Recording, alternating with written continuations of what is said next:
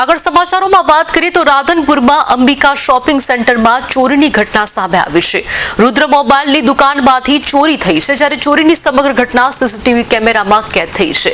અંદાજિત 10 લાખથી વધુની ચોરી થઈ છે। મોબાઈલ અને એસેસરીઝની ચોરી કરી ઇસમો ફરાર થઈ ગયા। પોલીસને જાણ કરાતા પોલીસ ઘટના સ્થળે પહોંચી હતી। પોલીસે ગુનો નોંધીને તસ્કરોને પકડવા માટે ચક્રો ગતિમાન કર્યા છે। અમે અત્યારે સવારે આવ્યા દુકાને એટલે ચેક કર્યું।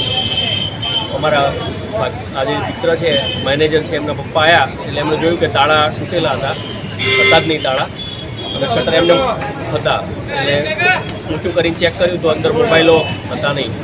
અંદાજિત કેટલી ચોરી હશે? 10 થી 12 લાખ રૂપિયાના મોબાઈલ ગયા હોય એવું લાગે છે। કેટલા આરોપી હોઈ શકે છે? સીસીટીવીમાં હાલ અમે ચેક કર્યું તો અંદર એક ભાઈ ઘૂસેલો છે અને ચોરી કરે છે એવું દેખાય છે।